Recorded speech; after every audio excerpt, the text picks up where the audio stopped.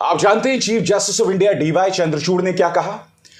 उन्होंने कहा कि जो न्यूज चैनल नफरत फैलाते हैं उन्हें सिर्फ 1 लाख रुपए का जुर्माना। ये लोग विज्ञापन से जितना पैसा कमाते हैं उस हिसाब से इन्हें जुर्माना देना पड़ेगा। Chief justice of India DY Chandrachud के सख्त तेवरों पर उन्होंने क्या कहा, कुछ देर बाद इंतजार कीजिएगा। मगर सबसे पहले ये देखिए दोस्तों, 15 अगस्त की तस्वीर आप देख सकते हैं इस वीडियो में, किस तरह से Amit Shah chief justice of India DY Chandrachud को आता हुआ देखकर खड़े होते हैं और नमस्कार करते हैं।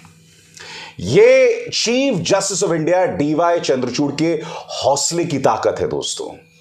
और जब आप में हौसला होता है ना, तो उसके सामने देश के सबसे बड़े ताकतवर, सबसे ज्यादा ताकतवर आदमी भी उठ खड़े होते हैं। मगर दिलचस्प बात देखिए दोस्तों, इस तस्वीर को भी, इस वीडियो के भी एक छोटे से अंश को उठाकर पूरी जो ट्रोल मशीनरी है, और ट्रोल मशीनरी नहीं, पत्रकार भी गलत ढंग से जानकारी पेश कर रहे हैं। सबसे पहले मैं आपको दिखलाना चाहूंगा, ये पत्रकार हैं शीला भट्ट। इन्होंने ये तस्वीर पेश की है जिससे ऐसा लग रहा है कि अमित शाह कहीं और देख रहे हैं और चीफ जस्टिस ऑफ इंडिया झुककर उन्हें नमस्कार कर रहे हैं।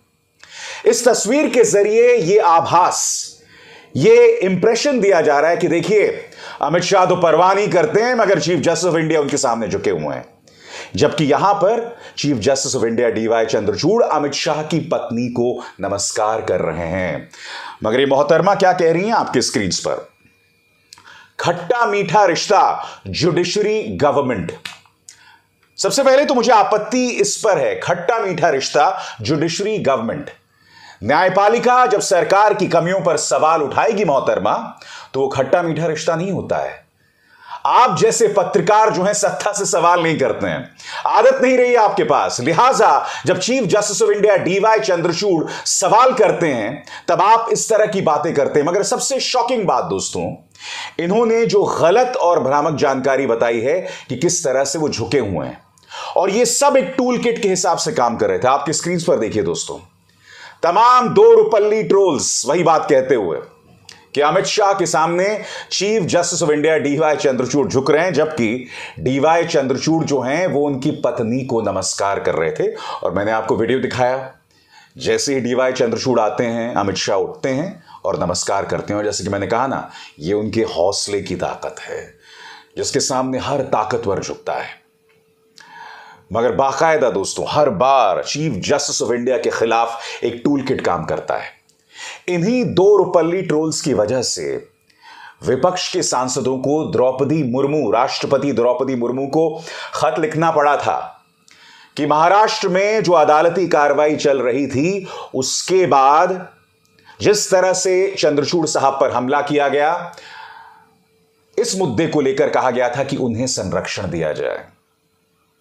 मैं आपको ऐसी ढेरों मिसाल दिखा सकता हूं दोस्तों, जहां भाजपा समर्थित ट्रोल्स ने chief justice of India DY Chandrachud पर हमला किया था, और यह बात मैंने आपको अपने शोज में भी दिखलाई है। आपको समझना पड़ेगा कि जब डीवाई चंद्रचूड़ का मामला आता है तो आखिर क्या वजह है कि ये जो पत्रकार भी हैं उनमें और दो रुपल्ली गालीबाज ट्रोल्स में कोई फर्क नहीं रहता है। मैं आपको बतलाना चाहूंगा दोस्तों, जब सुशांत सिंह राजपूत वाले मामले में न्यूज चैनल्स की गैर जिम्मेदाराना पत्रकारिता का मामला उनकी अदालत के सामने आया, तो उन्होंने कहा क्या? आपकी स्क्रीन पर उनका बयान, एक एक शब्द भारी पड़ रहा है गोदी मीडिया पर दोस्तों, इसीलिए ये लोग हिले हुए हैं। और chief justice of India DY Chandrachud ने क्या कहा, पढ़ के सुनाना चाहता हूं। 1 लाख जुर्माने की बात थी तो वो कहते हैं आप जो जुर्माना लगाते हैं वो क्या है? टीवी चैनल एक कार्यक्रम में विज्ञापन से कितना कमाता है? किसी भी टीवी चैनल के पास आपके स्वनियामक तंत्र का अनुपालन करने की कोई प्रेरणा नहीं है, और यदि उल्लंघन के लिए आप 1 लाख रुपए का जुर्माना लगाने जा रहे हैं तो बात ही क्या है। आगे सीजीआई ने कहा विवादित समाचार प्रसारित करने के लिए टीवी चैनलों पर लगाया गया जुर्माना 2008 में तय किए गए 1 लाख के जुर्माने के बजाय उनके द्वारा अर्जित किए जा रहे मुनाफे के हिसाब से होना चाहिए। केवल ऐसे जुर्माने ही टीवी चैनल से जिम्मेदारी के साथ काम करवा सकते हैं। बहुत करारा तमाचा दिया है यहां chief justice of India DY Chandrachud ने कि ये लोग सिर्फ और सिर्फ पैसे की भाषा समझते हैं। 1 लाख रुपए का जुर्माना क्या होता है दोस्तों?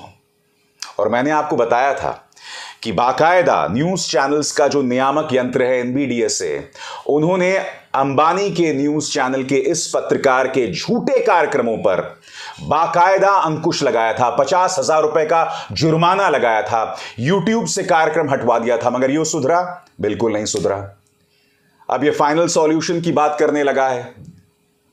जिस तरह की भाषा का इस्तेमाल नाजियों ने यहूदियों के खिलाफ किया था, उस तरह की भाषा का इस्तेमाल कर रहा है, तो यह नहीं सुधरने वाला है। 50,000 से इसको क्या असर पड़ने वाला है?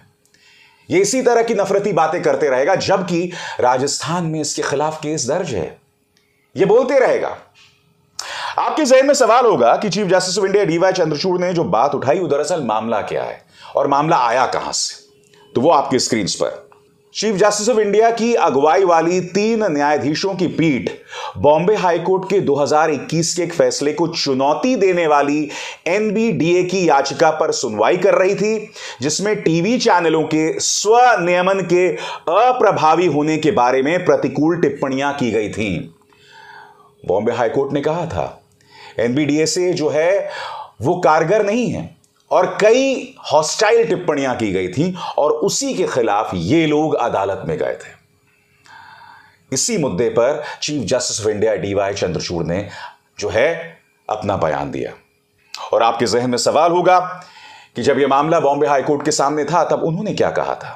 आपकी स्क्रीन पर बॉम्बे हाईकोर्ट ने माना था कि मीडिया ट्रायल से पुलिस की आपराधिक जांच में हस्तक्षेप होता है और आत्महत्या और किन्हीं व्यक्तियों की मौत से जुड़ी घटनाओं की रिपोर्टिंग करने के लिए मीडिया को दिशा निर्देश जारी किए जाने चाहिए।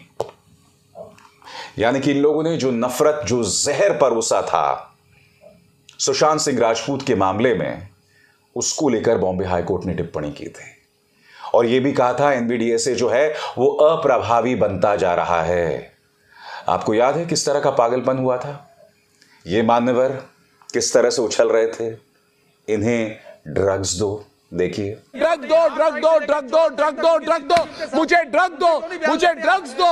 वो कहती है मुझे ड्रग दो, मेरे लिए घर चलाओ। इसी तरह का जहर दोस्तों हर जगह दिखाई दिया था और डीवाई चंद्रचूड़ ने जो टिप्पणी की है उसी संदर्भ में की गई है। मेरे इन शब्दों पर गौर कीजिएगा दोस्तों। अभी डीवाई चंद्रचूड़ पर हमला सिर्फ भाजपा का प्रचार तंत्र करता है और निहायत ही अश्लील हमला, ऐसा हमला जिसे मैं इस वक्त अपने मंच पर दिखा भी नहीं सकता हूं। उनके बारे में, उनके परिवार के बारे में याद कीजिएगा दोस्तों। डीवाई चंद्रचूड़ साहब ने 2 प्यारी बच्चियों को गोद ले रखा है और दोनों दिव्यांग हैं। याद कीजिए, उन 2 बच्चियों के बारे में एक ट्रोल ने निहायत ही अश्लील टिप्पणी की थी, गीता के कर्म की बात की थी कि इसकी दोनों बच्चियां ऐसी हैं क्योंकि यह आदमी ऐसा है। जबकि डीवाई चंद्रचूड़ साहब ने इन दोनों बच्चियों को गोद ले रखा था। उनके अपने जो लड़के हैं वो वकालत कर रहे हैं, उन्हें कोई जरूरत नहीं थी। मगर यह इस आदमी की दरियादिली दिखाता है, इस आदमी के अंदर की इंसानियत को दिखाता है। और देखिए, जब इंसान के अंदर इंसानियत होती है ना, तभी वो सत्ता से सवाल कर पाता है। जब आपके पास छुपाने को कुछ नहीं होता है तभी आप सत्ता से सवाल कर पाते हैं। मैं आपसे एक सवाल पूछना चाहता हूं, अगर आपको गैर वाजिब ढंग से पैसा कहीं से पहुंच रहा हो, अगर आपके बैंक अकाउंट साफ ना हो, क्लीन ना हो, उसमें कई पेंच हो, अगर आपको कोई स्पॉन्सर कर रहा हो, तो क्या आपको लगता है कि आप सरकार से एक भी सीधा सवाल कर पाएंगे? नहीं कर पाएंगे। मुझे बताइए ना, वो पत्रकार जो 100 करोड़ की वसूली के चलते जेल गया था, अगर आज की तारीख में वो सत्ता से सवाल करने लगे तो क्या होगा? उसकी जितनी भी कारस्तानियां हैं सब बाहर आ जाएंगे। ये सरकार उसे उल्टा लटका देगी। यही वजह है कि यह व्यक्ति जो है वो न सिर्फ विपक्ष पर निशाना साधता है, भाजपा से कभी सवाल नहीं करता, और दूसरी तरफ कभी कभार तो आम इंसान को गाली देता है। याद है आपको गुजरात के मोरबी का जो पुल हादसा था, वो जो तिहाड़ी पत्रकार है उसने कहीं ना कहीं उसका दोष जो है आम इंसान पर मढ़ दिया था। इसे कहते हैं सुपारी पत्रकार, जो सत्ता पक्ष को बचाने के लिए आम इंसान पर भी निशाना साधने को तैयार हैं। याद कीजिए जब दिल्ली ने आम आदमी पार्टी को छप्पर फाड़ जीतती थी तब उसने दिल्ली की जनता को गाली दी थी। जब इंटरेस्ट रेट बढ़ गए थे, जब ईएमआई की दर बढ़ गई थी, तब उसने यह तक कह दिया था कि एक जमाने में तो लोग बैंक से लोन नहीं लेते थे, अब लोग बैंक से लोन लेने लगे हैं। ये वो पत्रकार हैं जो आपको सैकड़ों साल पीछे भेज देना चाहते हैं सत्ता की गुलामी के लिए, ताकि आपकी मानसिकता भी उसी गुलाम जैसी हो जाए। और मैं बात कर रहा था chief justice of India DY Chandrachud की। वो बगैर डरे, इतने हमले के बावजूद अगर सवाल कर पा रहे हैं क्योंकि उनका दामन पाक साफ है, उन्हें किसी से डर की बात नहीं है। यही वजह है कि जिन लोगों का दामन पाक साफ नहीं होता वो लोग रिटायरमेंट के तुरंत बाद राज्यसभा भाग जाते हैं, या आंध्र प्रदेश के गवर्नर बन जाते हैं, या एनसीएलटी के प्रमुख बन जाते हैं। ऐसी ढेरों मिसालें हैं दोस्तों, क्योंकि हो सकता है कि उनके पास छुपाने को कुछ हो सकता है कि रिटायरमेंट के बाद उन्हें सरकारी रहमो करम की जरूरत हो।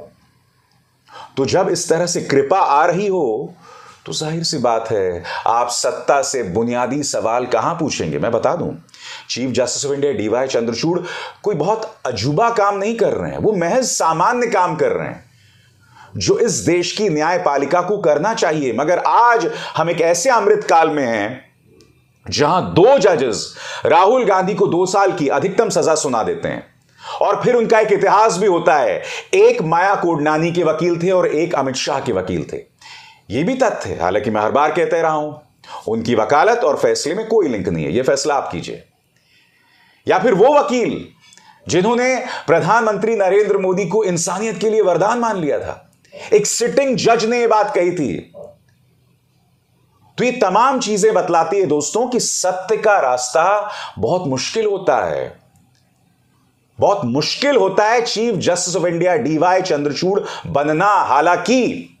हालांकि अब भी ऐसे कई मामले हैं जो उनके सामने हैं।